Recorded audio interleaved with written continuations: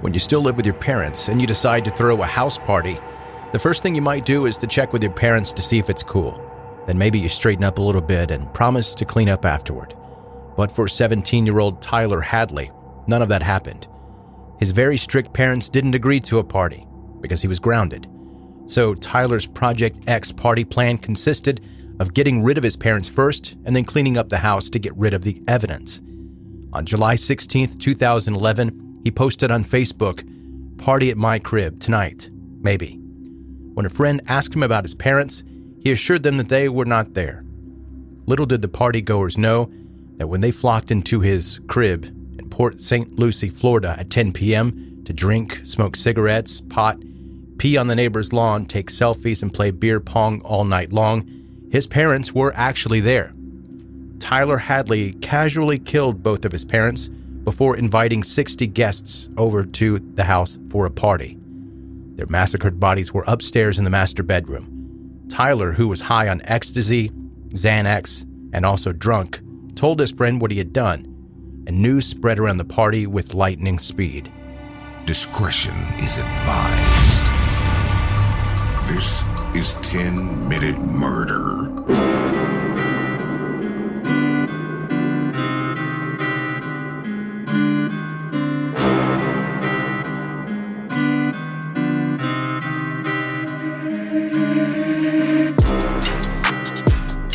Welcome to 10-Minute Murder, brief and bingeable true crime. I'm Joe, I'm the host, and thank you for being here today.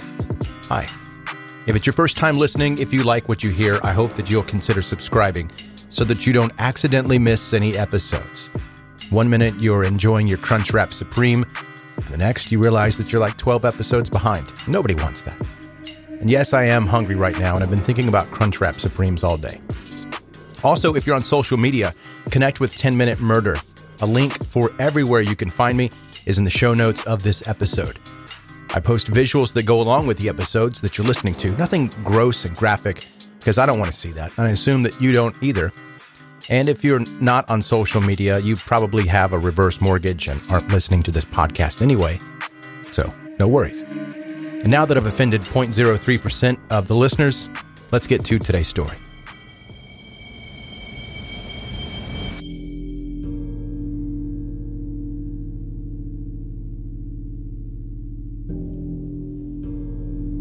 For decades, teenagers all around the world have been trying to figure out a way to lure their parents out of the house in order to throw a party.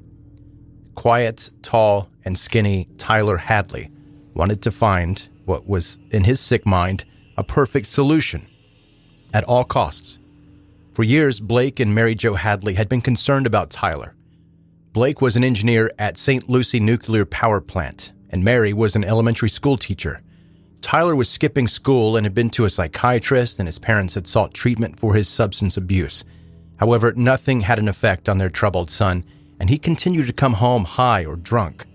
When Tyler arrived home drunk the last time, Mr. and Mrs. Hadley had enough of it. They grounded their son, taking his car and his phone.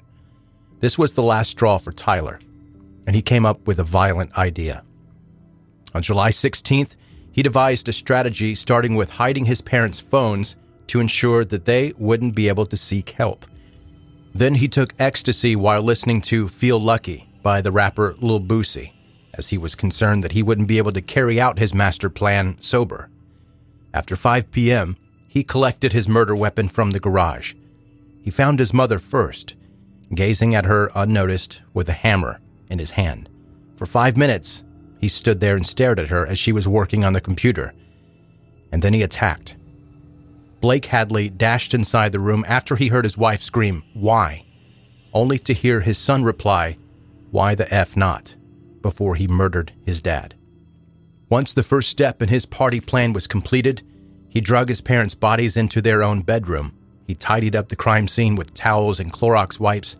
After leaving all the evidence behind in the master bedroom's closed doors, he was ready to party with his buddies. He expected lots of guests, since usually Port St. Lucie didn't have much going on. Teenagers constantly complained about having nothing to do there. In other towns, there are places where teens can hang out, but not so much in Port St. Lucie. He wanted his party to be unmatched, It was a hot summer night and the party was getting started by midnight. His friends were a little intrigued by the mystery of Tyler's very conservative parents letting him organize a party and even leaving the house for the occasion.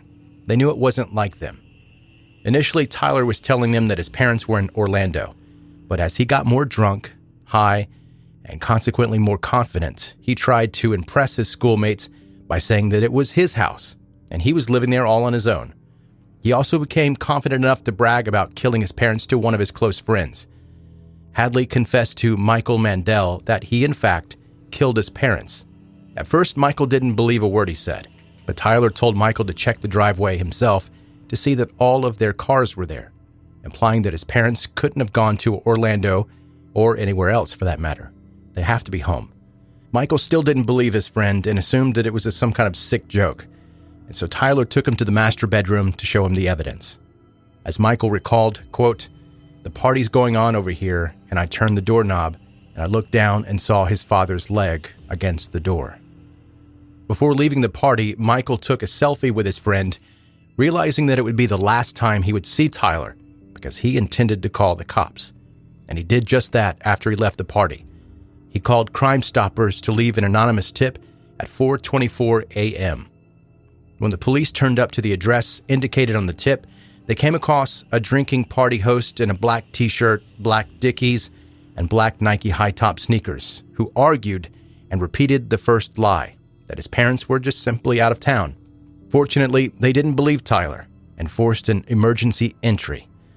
They came into the house and discovered a devastated party scene covered with cigarettes, empty bottles, and trash. Still high on ecstasy and other pills, Tyler turned into a chatty Cathy with the police. They noticed red stains on some of the walls that looked like they could be blood, and they headed to the master bedroom. What they saw behind closed doors left them absolutely speechless. Under a pile of dining chairs and other furniture, they found the bodies of Tyler's parents. And chatty Tyler was arrested immediately and charged with murder. And Tyler told them that if they hadn't shown up, he would have committed suicide using Percocet pills that he had already prepared. However, he didn't get to resolve this suicide plan as he was feeling really good that night, whether it was from drugs or the fact that he could feel like the house owner. Tyler Hadley was convicted 3 years after that night, and luckily for him, he couldn't have been sentenced to death by the Florida law because he was a minor during the time. When Tyler was told by the judge that he would be given a life sentence, he stared without emotion at the defense table. The defense claims that Tyler was immature, troubled, depressed, unhappy, and addicted to drugs, or rejected. According to the judge, these issues were irrelevant, as Tyler intently plotted the attack, carefully planning it for months, and did not act impulsively. The judge stated that the defendant, quote, displayed perverse premeditation, heartless cruelty, and savagery, extreme violence, a willingness to mutilate, and absolute depravity. Considering the victims were blood relatives and were killed up close and personally with a handheld tool, it's obvious the defendant was fueled by a long, simmering, passionate hatred toward those who loved him the most. End quote.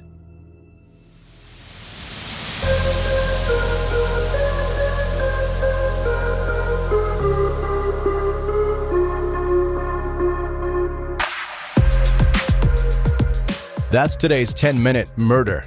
Brief and bingeable true crime.